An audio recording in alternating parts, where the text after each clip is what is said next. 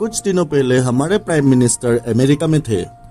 President Joe Biden से लेके Elon Musk तक अमेरिका के हर फील्ड के सारे सुपर पावरफुल लोग मोदी जी से मिले।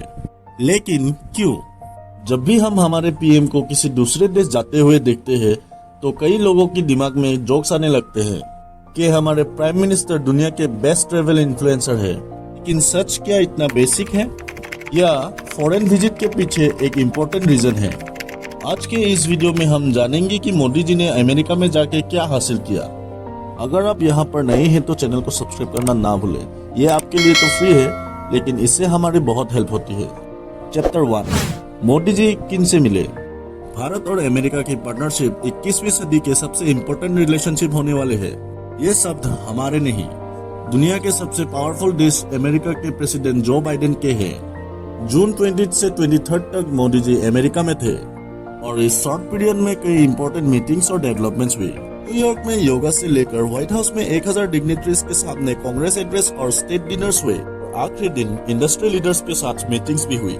इसके अलावा मोदी जी न्यूयॉर्क में टेस्ला कंपनी के सीईओ इलॉन मस्क से भी मिली, जहां इलॉन मस्क ने ये अनाउंस किया कि जल्द ही टेस्ला भारत में आएगी। Incredibly excited about the future of India. I think India has more promise than any large country in the world. He really cares about India because he's pushing us to make significant investments in India, which it is something that we intend to do. अपने visit के आखिरी दिन पर Modi ji Indian और American industrialist से मिले। एक ही मंच पर शायद पहली बार गूगल, माइक्रोसॉफ्ट, एप्पल के सीईओज मौजूद थे। It was an honor to meet Prime Minister Modi during a historic visit to the US. The excitement here, in terms of seeing the progress India has made, particularly around the vision of Anand Mahindra, Mukesh Ambani, जेरोडास के निखिल कामत भी यहाँ present थे। इस session में मोदी जी ने global tech leaders को make in India यानी India ने भारत में अपने प्रोडक्ट्स को बनाने के लिए इनकरेज किया। The country has moved from a very slow follower, where the government was very bureaucratic and very, very slow moving and rigid and not a dreamer, to the most innovative country in the world. Innovation handshakes के through regulatory hurdles कम करके दोनों देशों की companies में partnership बढ़ाने के लिए encourage किया। चैप्टर 2, अचीव किया हुआ। भारत और यूएसए दोनों देशों ने नए डील्स अनाउंस किए, जिनमें डिफेंस कोऑपरेशन, सेमीकंडक्टर्स और एआई में पार्टनरशिप अनाउंस हुए। सेमीकंडक्टर्स आज दुनिया चलाते हैं। आपके मोबाइल में, लैपटॉप में, इवन इलेक्ट्रिक व्हीकल्स में सेमीकंडक्टर्स होते हैं जो मानो आपके डिवाइस के ब्रेन्स होते हैं। ये सेमीकंडक्टर्स ताइवान और चाइना बनाते हैं और वो चाइना के लिए एक ऑल्टरनेटिव ढूंढ रहे हैं। और हमें सेमीकंडक्टर इंडस्ट्री भारत में शुरू करने के लिए काफी हैवी इन्वेस्टमेंट की जरूरत है।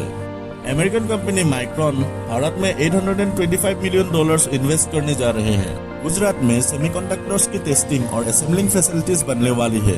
5 लाख स्क्वायर फीट का सेमीकंडक्टर्स प्लांट होगा, जहां इसी साल के एंड से सेमीकंडक्टर्स बनना शुरू होगा, जिनसे इन टोटल 5000 डायरेक्ट और 15000 इनडायरेक्ट जॉब्स जनरेट होगा।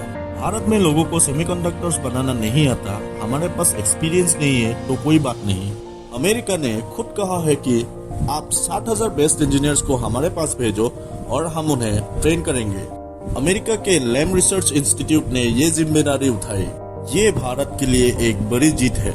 डिफेंस की बात की जाए तो सिक्योरिटी ऑफ सप्लाई अरेंजमेंट सोसा और reciprocal defence procurement arrangement RDP, इन दोनों एग्रीमेंट्स पर चर्चा कर रहे हैं, जिनसे दोनों देशों की डिफेंस इंडस्ट्रीज टेक्नोलॉजी ट्रांसफर करेंगे और एक दूसरे के साथ ट्रेड शुरू करेंगे। भारत की आर्म फोर्सेस दुनिया की बेस्ट आर्म फोर्सेस में से एक है। उनकी ब्रेवरी की कोई लिमिट नहीं, लेकिन हम टेक्नोलॉजी में पीछे हैं, ये एक कड़वा सच है। हमारे आर्म फोर्सेस को एक टेक्निकल रिवाइवल की जरूरत है। अमेरिका से हाई टेक टेक्नोलॉजी हमें मिलना हमारे बॉर्डर्स को सुरक्षित रखने के लिए काफी जरूरी है। जनरल इलेक्ट्रिक और हेल के बीच में GEF 414 का इंजन भारत में बनाने का कॉन्ट्रैक्ट हुआ है, जिससे एडवांस जेट भी भारत में बन पाएगा। At the same time Bharat आज 80 देशों को डिफेंस इक्विपमेंट एक्सपोर्ट करता है, और जब डिफेंस की बात आती है तो अमेरिका दुनिया का लार्जेस्ट स्पेंडर है। भारत के डिफेंस सेक्टर का टारगेट है कि आने वाले कुछ सालों में $5 बिलियन से ज्यादा का एक्सपोर्ट हो, ताकि हम हमारा ट्रेड डेफिसिट कम करें और दुनिया के लिए इम्पोर्टेंट सप्लायर बने। लेकिन ये पॉसिबल तभी होगा जब भारत एक DFARS कंप्लायंट देश बनेगा। DFARS यानी defence federal acquisition regulation supplement. DFARS compliant वो देश होता है जिनसे अमेरिका वेपन्स खरीद सकता है। DFARS कंप्लायंट देश कौन से हैं? लिस्ट देखोगे तो बात साफ हो जाती है। इनमें रशिया और चाइना ये दोनों देश शामिल नहीं है। यानी अमेरिका रशिया और चाइना जैसे देशों से किसी भी हाल में हथियार नहीं खरीदता है। और अब भारत और अमेरिका के बीच DFARS के बारे में बातें शुरू हो रही है। अगर ये बातें सही डायरेक्शन में जाती है तो ये भारत के लिए काफी बड़ी विक्ट्री होगी। इसरो दुनिया के सबसे एफिशिएंट स्पेस ऑर्गेनाइजेशन। नासा और इसरो साथ मिलकर ह्यूमन स्पेस फ्लाइट कोऑपरेशन का काम शुरू कर रहा है, जिसका फ्रेमवर्क इस साल के एंड तक रेडी हो जाएगा। ह्यूस्टन टेक्सास के नासा फैसिलिटीज में भारत के एस्ट्रोनॉट्स को ट्रेनिंग दी जाएगी, जिन्हें अगले साल इंटरनेशनल स्पेस स्टेशन भेजा जाएगा। To award Axiom Space a contract to build a commercial space station, and it will launch the first module by the end of 2025. Besides Axiom, NASA also awarded contracts to several other companies such as Bharat ने हाल ही में space sector के startups को encourage किया, जिसमें से कुछ interesting startups को हम फ्रांस में विवाटेक के दौरान मिले और उनसे स्पेस के बारे में भी बातें की। आने वाले समय में टेक्नोलॉजी शेयरिंग के थ्रू नासा के स्पेस मिशन के लिए ऑर्डर्स हमारे देशी स्टार्टअप्स को आ सकते हैं। यानी भारत में रहकर स्पेस सेक्टर में काम करना और नासा के साथ कोलैबोरेट करना यूथ के लिए पॉसिबल होगा। ये एक पॉजिटिव फ्यूचर की ओर इशारा करते हैं और ये सारी बातें सिर्फ हाइलाइट्स है, पिक्चर अभी बाकी है। 5G और 6G टेक्नोलॉजी में collaboration, 35 innovative joint research collaboration, Google की $10 बिलियन की भारत में इन्वेस्टमेंट, ये सारी पॉजिटिव डेवलपमेंट्स इन मीटिंग्स के दौरान हुई। भारत और अमेरिका मिलकर इंडस्ट्री स्टेप्स बना रहे हैं, जहां यूनिवर्सिटी के स्टूडेंट्स मिलकर हाईटेक टेक्नोलॉजी डेवलप करेंगे। सस्टेनेबिलिटी से लेकर कल्चरल एक्सचेंज तक इन टोटल 58 बड़े बड़े पार्टनरशिप्स होने जा रहे हैं और ये सब सिर्फ कुछ दिनों के विजिट से अचीव हुए। ये इस बात का प्रूफ है कि दोनों देश सही ट्रैक पर आगे बढ़ रहे हैं। Chapter 3 conclusions. दुनिया में कुछ लोग मोदी जी को पसंद करता है और कुछ लोग ना पसंद करता है, एंड दैट इज ओके। सब लोगों के पास अपने अपने रीजंस होते हैं, लेकिन प्रॉब्लम तब होता है लोग एक लाइन ड्रॉ करना भूल जाते हैं।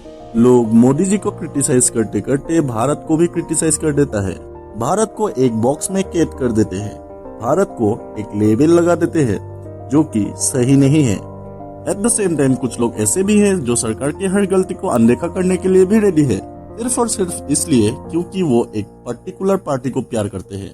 और ये दोनों एटीट्यूड देश के लिए डेंजरस है। अक्सर लोग मीडिया हाउसेस अपने पॉलिटिकल ओपिनियंस में इतना उलझ जाते हैं कि काम पर फोकस करना ही भूल जाते हैं। इसीलिए इन 3-4 दिनों में हुई इतनी सारी डेवलपमेंट्स आप तक पहुंचती नहीं है और नुकसान किसका होता है? हम सबका। अच्छे डिसीजंस किसी भी लीडर के टेन्योर में क्यों ना हो वेलकम होने चाहिए और उन्हें सबका सपोर्ट मिलना ही चाहिए।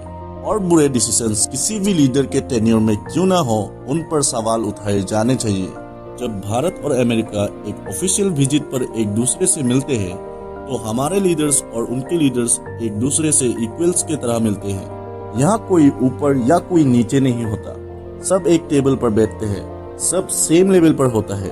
At such a moment focus diplomatic relations आगे बढ़ाकर अपने अपने देश के लिए इकोनॉमिक अपॉर्चुनिटीज पैदा करना होना चाहिए, ना कि नया दुश्मन बनाना। जहां दुनिया भारत को एज अ मार्केट देखती है, भारत दुनिया को एज अ फैमिली देखता है।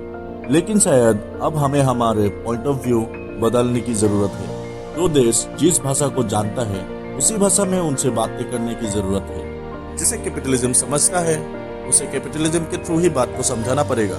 फ्रैंकली स्पीकिंग, अमेरिका और इंडिया के रिलेशन हमेशा से ही बहुत कॉम्प्लिकेटेड रहा है। हमारे ट्रेड रिलेशंस हमेशा से काफी अच्छे रहे, हमारे मिलिट्री रिलेशंस उतने अच्छे नहीं हैं, क्योंकि ट्रेडिशनली स्पीकिंग हम हमेशा से रशिया से ही वेपन्स खरीदते हैं। अब रशिया यूक्रेन वार की वजह से अमेरिका को एक काफी स्ट्रॉन्ग रीजन मिला है हमें उनकी तरफ लेने का, और जियोपॉलिटिकली अमेरिका ने हमें कभी भी सपोर्ट नहीं किया। यूएन से लेकर WTO तक सारे इंटरनेशनल इंस्टीट्यूट्स में उन्होंने हमें एब्यूज ही किया है, और ये सिचुएशन अब बदलने की सख्त जरूरत है। अगर आपको इस वीडियो से वैल्यू मिली तो इस वीडियो को शेयर करना ना भूलें और हमें सब्सक्राइब भी जरूर करें। मिलते हैं और एक नई वीडियो के साथ, तब तक के लिए बाय बाय। Axiom.